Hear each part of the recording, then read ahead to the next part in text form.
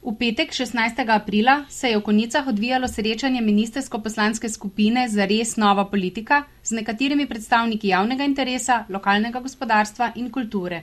Okrogle mize z naslovom Kulturni izzivi so se udeležili številni ustvarjalci kulturnega utripa v občinah Slovenske Konjice, Zreče, Vitanje, Oplotnica, Slovenska Bistrica, Poljčane in tudi Maribor. Na okrogli mizi so aktivno sodelovali predstavniki kulturnih društev iz omenjenih občin, župani, direktorji zavodov, predstavniki lokalnih skupnosti ter občani.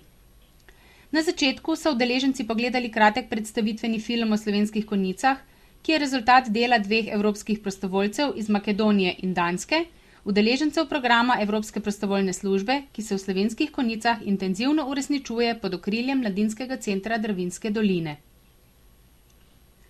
Ministrica za kulturo, gospa Majda Širca Ravnikar, je v uvodnem nagovoru predstavila svoje pozitivno videnje kulturnega utripa našega območja, izpostavila pomen Žičke kartuzije kot bisera kulturne dediščine, ki ga je potrebno negovati, predvsem pa izpostavila dejstvo, da je pri obnavljanju kulturne dediščine izjemnega pomena osredotočenost na vsebino, ki jo je potrebno vplesti v obnovljene zidove.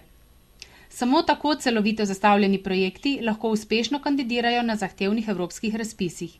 Povedala je tudi, da je pred njo in njenimi sodelavci težko leto, ki ga bo še v veliki meri zaznamovala ekonomska kriza.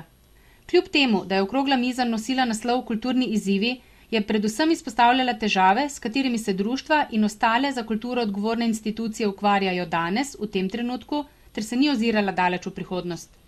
Na splošno bi lahko za skupni imenovalec med vsemi razpravljavci opredelili težave pri financiranju kulturnih dejavnosti in programov, ter razne administrativne težave pri prijavah na posamezne razpise.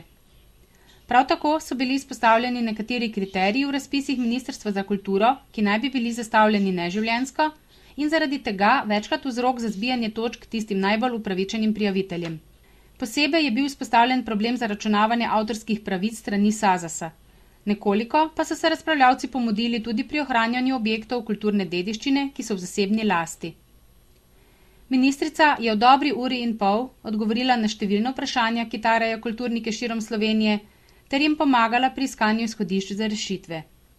Okrogla miza je bila lepa priložnost za to, da so ključni udeleženci kulturnega utripa v Zahodnem Podravju lahko predstavili, kje se jim v praksi pri kulturi zatika, kje si želijo več pomoči, kakšne so priložnosti in ne nazadnje, da izpostavijo tudi tisto, za kar menijo, da delajo dobro.